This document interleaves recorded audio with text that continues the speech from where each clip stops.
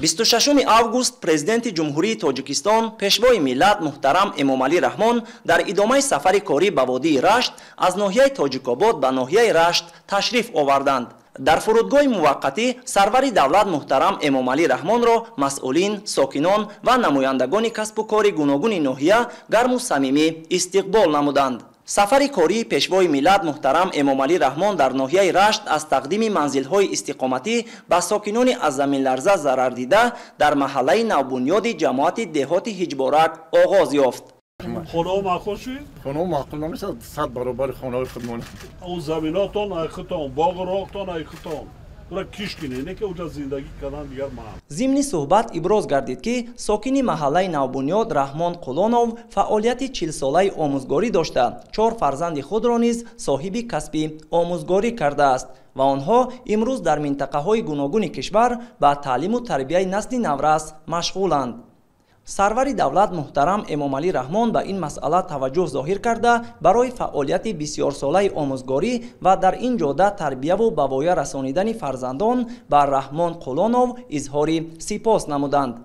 اگر در جهان نبود آموزگار شود تیره از بخیرت روزگار. چنانکه معلوم شد این بیت شعری مثل شاعر در دل و معینه اهل این خانواده مسکن گرفته است. من زیاده از 40 سال است که کسب آموزگاری را دوام داده ایستادم و خیلی به همه معلم آموزگاری نه اونقدر کسب سبکه برای که نگاه نمیگی معاشم بلنده معاشم پسته کودک ای 7 سالگی تربیت کردن هم تربیت معنوی هم معلومات میتی وقتی که ما کار میکنیم فرزندان ما قفای ما شدن 4 تا 5 نفر فرزند دارم 4 تاش آموزگار هستن دانشگاه تموم کردن 4 سال بعد نفقه کار کرده ایستادم حاضر. طور اطلاع داده شد زمین لرزه سنه 13 اپریل سال 2025 با ساکنان دهات اسکلان و هیجبارک ضرر زیادی مادی رسانید. این آفت طبیعی باعث پر از بین رفتن 34 منزل استقامتی، قسما ضرر دیدن 116 خانه و 59 بنا و انشاءات یاری رسان گردید. با دستور به واسطه سرور دولت محترم امامعلی رحمان گروه کاری فوری تأسیس یافته کارهای برطرفسازی عاقبت‌های زمین لرزه، کوچانیدن ساکنان به مکان بی‌خوف، تأمین کردن آنها با منزل‌های موقتی، لوازمات روزگار، مواد غذایی و بنیاد منزل‌های نوی استقامتی به راه مانده شد. در مهلت کوتاه تحت سیاست رعیت پرورانه پیشوای ملت محترم امامعلی رحمان برای با منزل استقامتی تأمین کردن ساکنان از زمین لرزه ضرر دیده در یکی از موضع‌های مناسب و زیبای جماعت دهات هیجبارک محله نوی استقامتی مانند به شهرک بنیاد گردید. با سپاسگزاری انسان پرورانه پیشوای ملت محترم امامعلی رحمان گفتنیم که سرجمی مردم و وزارت و کمیته ها در برطرفسازی عاقبت های زمین لرزه رخ داده بار دیگر ثابت ساخت که حکومت مملکت هیچگاه مردم خود را در یگان لحظه دشوار تنها نمیماند. از روز اول زمین لرزه گروه کاری حکومت مملکت با دستور پیشوای ملت و دیهات ما اومده ما را با مسائل نیاز اول تامین نموده و دلبرداری کردند. بنیاد خانه های زمانوی در مهلت کوتاه از سیاست وحدت آفرین پیشوای ملت گواهی می‌دهد.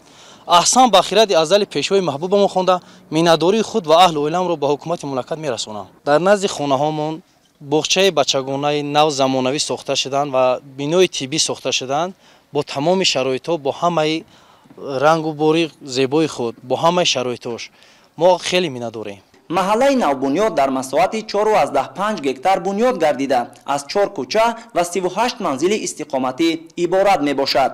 منزل ها در مساحت 801 زمین با طرح زیبا و معاصر ساخته شده از 4 حجره استقامتی، آشخانه و دیگر انشاءات یاری رسان عبارتند و با تمام لوازمات روزگار تامین شدند. من عزیزه عالم یک مادر خوشبخت هستم که در دوران صاحب استقلالی کشوری عزیز در دولت پاینده پیشوای معظم ملت همراه فرزندان در آغوش این دیار زیبا آسوده و آزاد خوشبخت و سعادتمند عمر به سر میبرم. زمین لرزه بالای ما آمده ابتدا خیلی گران و ناامید کننده بود، اما ما درک کردیم که بیکس و بی صاحب نیستیم. این غمخواری های پدرانه پیشوای معظم ملت محترم امام علی رحمان ما را وادار می نماید که به قدر پیشوای رویت پرور دولت آزاد و آباد رسیم و تمام قوه و تواناییمان را پی آبادی دیارمان و فرزندانمان صرف نماییم. ابتدا خانه هایی که در ما بودن، ما در یک دهه دوردست بودیم، اما خانه های ما همه از لای و گل بود، خانه های فرسوده قدیمه بود. اما امروز با تلاش های محترم پیشوای ملت، چنانه که شما دیده ساده، ما صاحب خانه های برهوای زمانوی شدیم که حتی آرزوی این را نداشتیم که در آینده صاحب چنین خانه ها می شویم.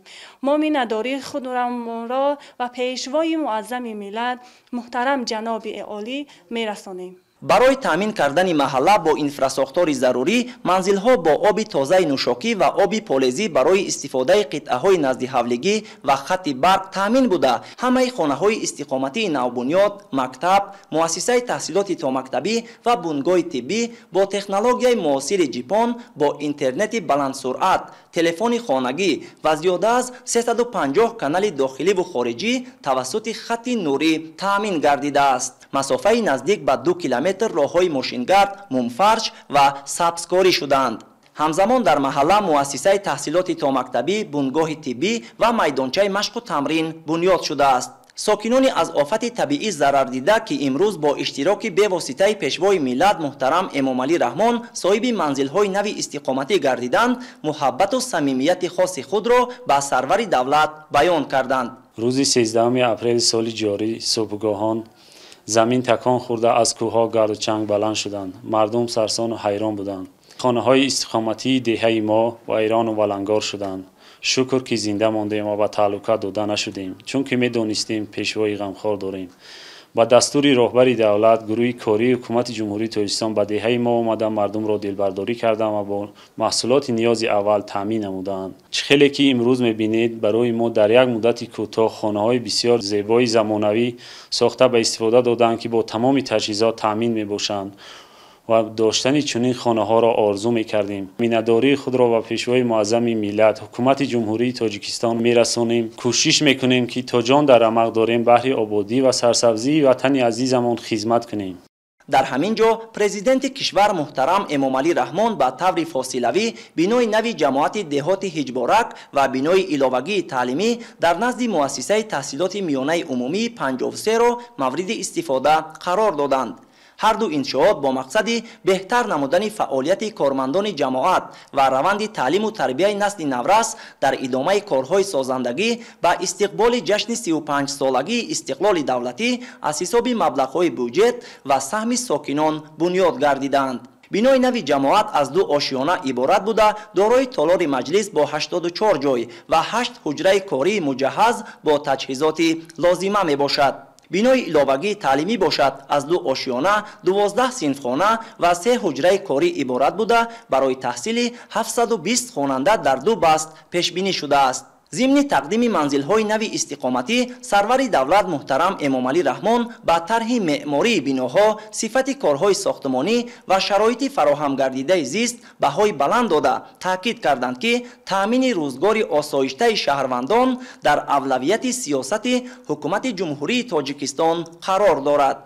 در ناحیه رشت، سرور دولت محترم امام علی رحمان را رئیس مجلس نمایندگان مجلس عالی جمهوری تاجیکستان فیضعلی ایدیزاده و راهبران وزارت و اداره‌های دخلدار همراهی نمودند.